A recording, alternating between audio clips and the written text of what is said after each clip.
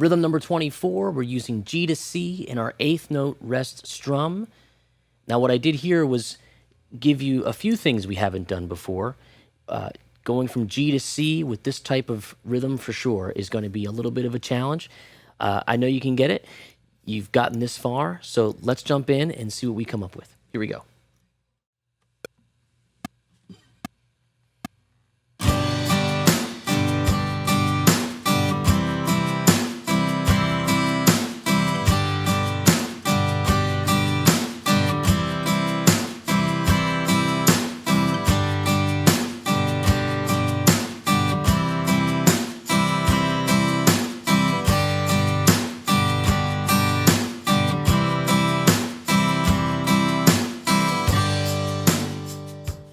So let's take a look at the chords first.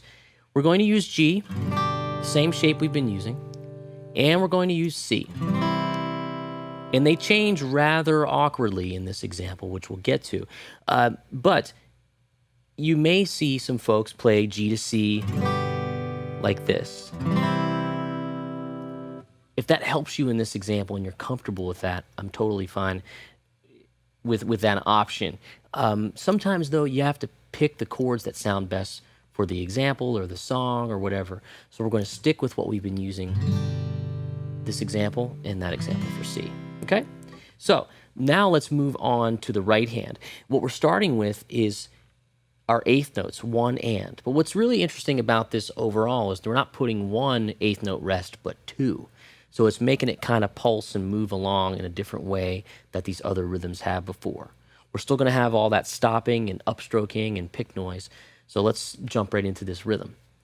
On our G chord, let's use that, and we'll go 1 and rest. Okay? So 1 and rest. Our pick is down. We made a little bit of a scratch sound. 1 and. Then we're going to bring it on the upstroke for the and, but it's going to be and 3 and. So it's going to go 1 and 3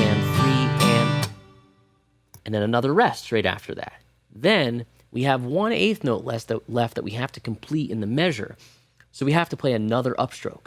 So it's kind of like the same thing back to back, but it creates this cool little pulsating rhythm. So here it is, slowly. 1 and 3 and 1 and 3 and 1 and 3 and 1 and 3 and. Now the tough part is going to be moving to C. 1 and 3 and.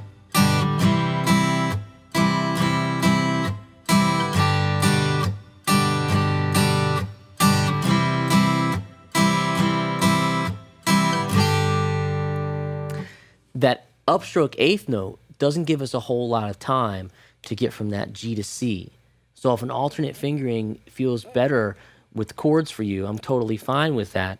But it's really important that you kind of hang in there as long as you can in that measure. Because there might be a time, even though we've gone back to 75 beats per minute on this example, where the song might be 90, 95, somewhere around there. Maybe you'll have to go.